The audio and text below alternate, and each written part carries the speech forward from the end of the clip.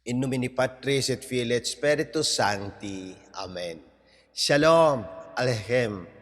Magandang umaga sa ating lahat, sa anumang panig ng buong mundo. Mga nakikinig at nanonood ngayon, atin naman pakinggan ang mabuting balita ng Panginoon ayon kay San Juan. Glory to you, Lord Jesus Christ. Kinabukasan, nakita ng mga taong nanatili sa ibayon ng lawa na naroon pa ang isang bangka. Alam nilang si Jesus ay hindi kasama ng mga alagad sapagkat ang mga ito lamang ang sumakay sa bangka at umalis. Dumating naman ang ilang bangkang galing sa Tiberias at sumadsad sa lugar na malapit sa kinainan nila ng tinapay matapos magpasalamat sa Panginoon. Nang makita ng mga tao na wala roon si Jesus ni ang kanyang mga alagad, sila'y sumakay sa mga bangka at pumunta rin sa Capernaum upang hanapin si Jesus. Nakita nila si Jesus sa ibayo ng lawa at kanilang tinanong, "Rabi, kailan pa kayo rito?" Sumagot si Jesus, "Sinasabi ko sa inyo, hinahanap ninyo ako, hindi dahil sa mga kababalaghang nakita ninyo, kundi dahil sa nakakain kayo ng tinapay at nabusog. Gumawa kayo, hindi upang magkaroon ng pagkaing nasisira, kundi upang magkaroon ng pagkaing hindi nasisira at nagbibigay ng buhay na walang hanggan. Ibibigay ito sa inyo ng Anak ng Tao, sapagkat siya ang binigyan ng kapangyarihan ng Diyos Ama." Kaya't sila'y tinanong nila, "Ano po ang dapat naming gawin upang aming maganap ang kalooban ng Diyos?" "Ito ang ipagagawa ko sa inyo ng Diyos. Manalig kayo sa sinugo niya." Tugon ni Jesus. Ang mabuting balita ng Panginoon. Praise to you, Lord Jesus Christ. Pagnilayan natin bilang mga Romano Katoliko, ngayong Monday of the third week of Easter, sa mabuting balita, malinaw ang paalala ni Jesus. Huwag lang siyang hanapin dahil sa biyaya, sa tinapay, sa himala, kundi dahil sa pananampalataya. Marami ang sumunod kay Jesus dahil nabusog sila. But Jesus redirects them to something deeper. Manalig kayo sa sinugo ng Diyos. Ganito rin sa unang pagbasa, si Esteban ay puno ng biyaya at kapangyarihan. Kahit iniusig at pinagsasabihan ng kasinungalingan, nanatili siyang matatag sa pananampalataya. Ipinapakita nito na ang tunay na pananampalataya ay hindi nakabase sa nakikita, kundi sa pagtitiwala sa Diyos kahit mahirap. Ano ang mensahe sa atin ngayon? Huwag maging conditional believer. Hindi lang tayo lalapit sa Diyos kapag may kailangan. Halimbawa, hindi lang sa nagsisimba kapag may problema, kundi araw-araw na napakikipag-ugnayan sa Diyos. Pangalawa, maghanap ng pagkaing hindi nasisira. Ito ay ang salita ng Diyos, Eucharistia at buhay na banal.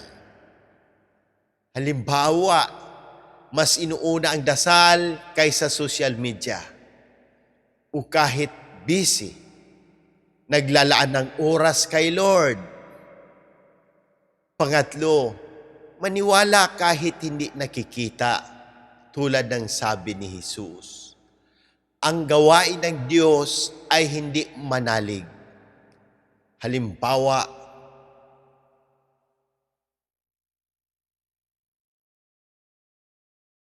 ang gawain ng Diyos ay manalig.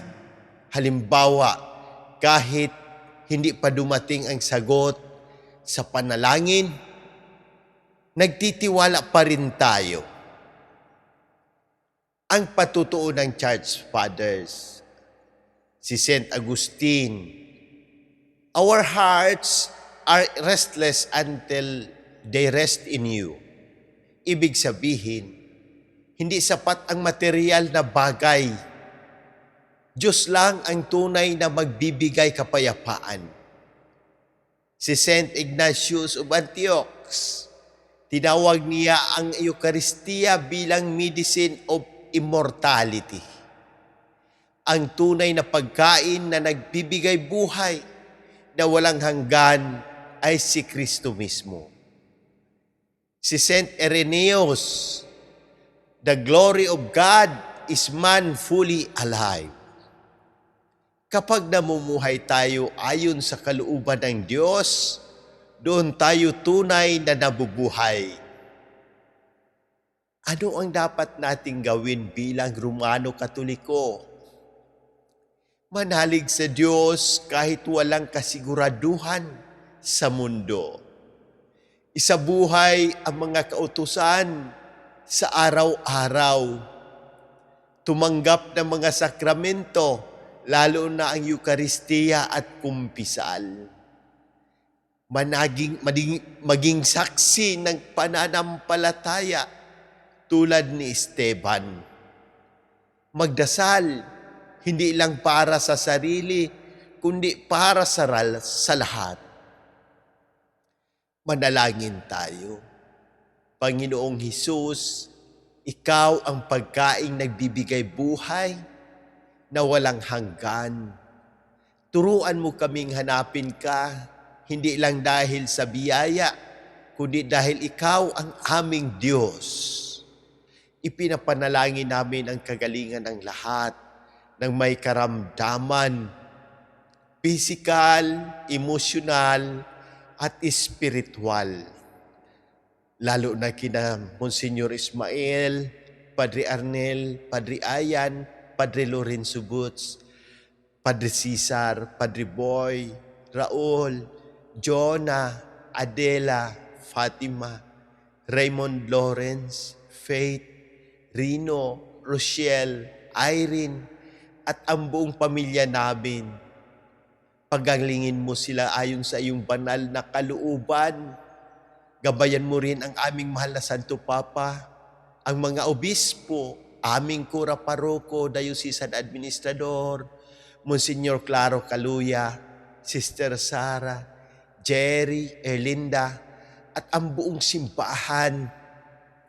Pagpalain mo ang gobyerno ng Pilipinas, ang aming Presidente Ferdinand Marcos Jr., ng karunungan at katapatan.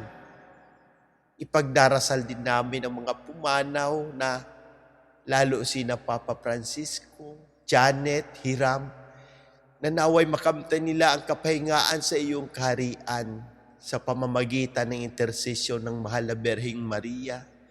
Iligtas mo kami sa lahat ng unos at kalamidad. Amen. In nomine Patris et Filii et Spiritus Sancti. Amen. God bless!